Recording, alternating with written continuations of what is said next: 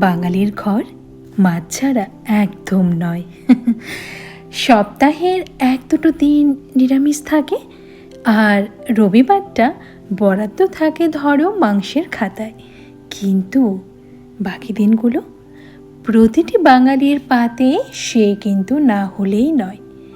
যতই পঞ্চব্যঞ্জনে তোমার থালায় সুসজ্জিত থাকুক না কেন, শুধুমাত্র তার অনুপস্থিতিতে সবটাই যেন ফিকে লাগে।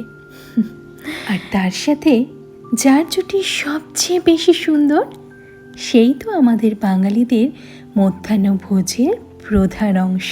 মাছ যেমন আমাদের খাবারের একটা বিশেষ অংশ, ঠিক তেমনই ভাত ছাড়া বাঙালি অকল্পনীয়। গরম সর্ষের তেলে সে হয়েছে সোনালি বর্ণা। সর্ষের তেলের যে ঝাঁঝ, সেই ঝাঁঝের স্বাদেই এর স্বাদ যেন দ্বিগুণ হয়ে দাঁড়ায়। আমাদের বাঙালিদের মধ্যে আরেকটা বিশেষ বৈশিষ্ট্য কিন্তু রয়েছে। আমরা রান্নায় বেশিরভাগ ক্ষেত্রেই সর্ষের তেলটা ব্যবহার করি। আর এই সর্ষের তেলে কাঁচা লঙ্কা, কালো জিরে ফোড়নের যে গন্ধ, আমার তো মনে হয় এই সুবাস শুধুমাত্র বাঙালির রান্নাঘরেই পাওয়া যায়।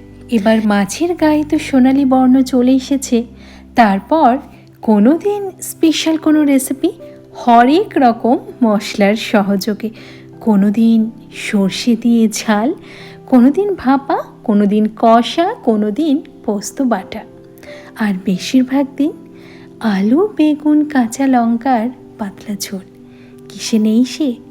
সবেতেই সেরা আর সবেতেই প্রিয়। ওই যে গরম তেলে কালো জিরে, কাঁচা লঙ্কার পর পেঁয়াজ কুচি দিয়ে অন্যান্য সব মশলা দিয়ে যখন কষানো হচ্ছে, শুরুতে রঙটা একটু অন্যরকম, আর কষানোর পর তার রং, স্বাদ, গন্ধ সবই পাল্টে গেল। ধীরে ধীরে তৈরি হচ্ছে, রঙটা আরও গাঢ় হচ্ছে, কষানোটা আরও মজবুত হচ্ছে, আর গন্ধটা চারিদিকে ছড়িয়ে পড়ছে। এবার ধীরে ধীরে সাধারণ থেকে 2-3 ধাপ উপরে উঠেছে।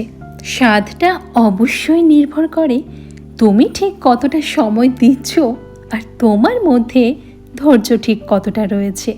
বেশ অনেকটা পরিমাণে কিন্তু গরম জলও দিয়ে দিয়েছি।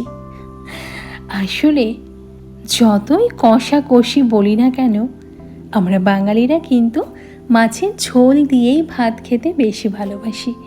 তাই মাছটা অন্তত ঝোল ঝোল রাখতেই পছন্দ করি। আর সেই যে সোনালি বর্ণা যে এতক্ষণ অপেক্ষায় রয়েছে, তার অপেক্ষার অবসান।